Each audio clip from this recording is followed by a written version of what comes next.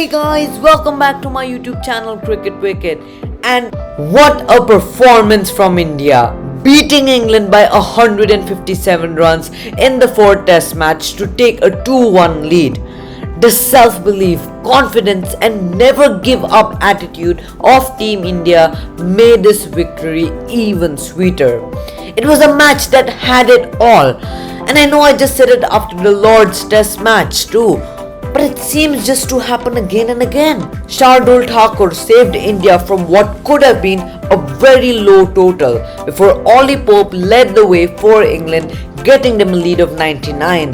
Then a century to remember for Rohit Sharma helped India set a target of 368 before England's epic batting collapse led India a victory by 157 runs. Let's talk about India's innings. Firstly, India made a bold call of leaving Ashwin yet again and getting in Shardul Thakur and Umesh Yadav. There were already many who were criticizing this decision early on. But India still managed to win. A lot of intent could also be seen from the Indian batsmen. In previous matches, they were looking to leave the balls, while in this match, they were playing for almost each ball. And you could say that the first hour of the test represented how the match was. India were 28 without loss in the first 7 overs, and the next 6 overs, 1 wicket and they barely scored any runs. But India faced the same problem as they did in the last test match. When their top order was not giving starts, India ended up putting a subpar score. Whereas in the second innings, India's top order got 83 runs and India ended up posting 466.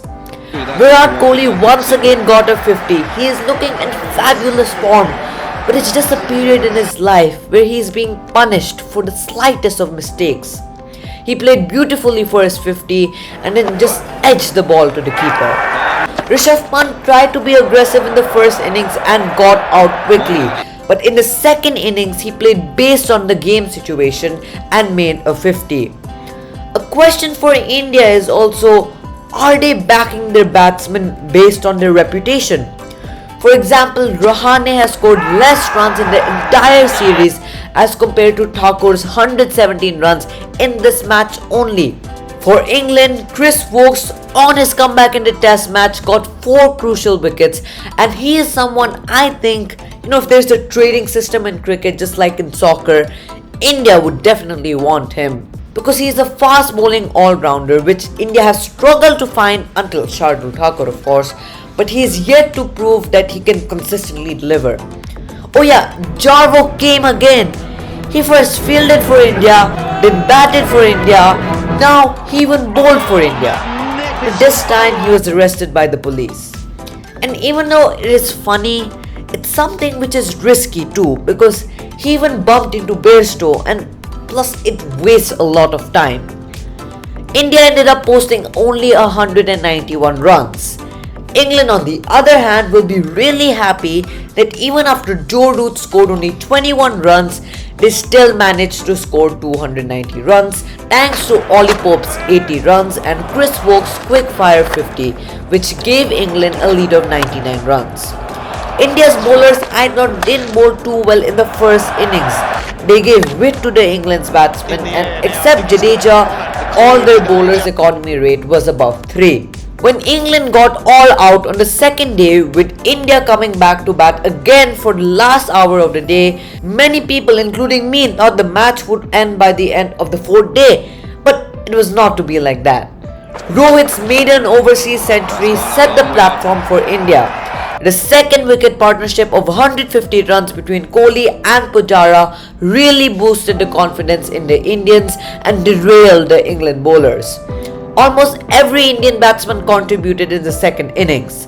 Jadeja was promoted to number 5 on both occasions in this test match. Whether it's a tactical move of getting a left-hander in early on or to protect Rahane from the second new ball, it'll surely be interesting to see if India continue to pursue promoting Jadeja up the order. I talked about him early on, but it's time to talk about him again. The Lord Shardul Thakur. two 50s that were game changing, because without his contribution with the bat, India would always be playing for a draw. He is a man I think India desperately need to stick around and be groomed into a bowling all-rounder, because India, as I said, desperately need a pacer who can bat as well. Pant and Thakur's 100-run partnership was important, because when Kohli got out, the lead was only 213 runs. So England would be thinking, alright, we are chasing a 270. But Pant and Thakur's 100-run partnership gave India the chance to win. Rishabh Pant not playing his natural game was interesting and something I think many of his critics would be happy to see. He played according to the situation, which is something even I admire. England I think also made some poor decisions. They didn't make more use of the spinners on day 4, and we saw that the pitch was spinning a lot. Both Pant and Thakur got out to spin in consecutive overs, which raises the question of why they didn't introduce the spinners early on. Another desperate move from England was over-bowling their two best strikers, Jimmy Anderson and Ollie Robinson. They bowled 65 overs out of the total 148 overs, whereas Moeen Ali only bowled 26 overs in the third innings. But Jimmy Anderson's first and second innings stats are very different. In the second innings, when the ball is not swinging much, he is struggling. Now, I'm not taking any away from Jimmy Anderson's bowling, but it's a thing I think is also playing on the back of his mind. At the end of day 4, with England at 77 without loss, all 3 results were possible for the match. On the 5th day, England had a good first session, losing only 2 wickets, one which was an unlucky run out. But after lunch, an epic collapse from the England's batsman. Bumrah's 6-over spell, which he took 2 wickets, was just brilliant.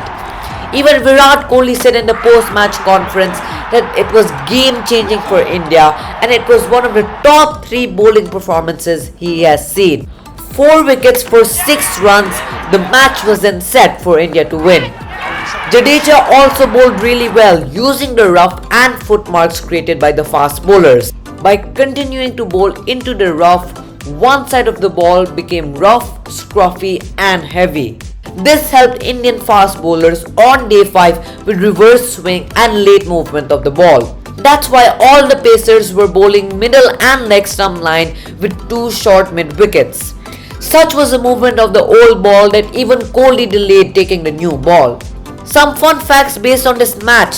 Thakur scored the fastest ever 50 in England and the second fastest 50 by an Indian in Test.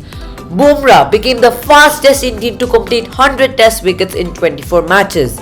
Rohit Sharma scored his maiden overseas 100 and Pant scored one of his slowest 50s, taking 106 balls. India might want to rest Bumrah as playing 5 tests in a month take a lot of toll, and Ashwin finally, fingers crossed, may get a chance to play.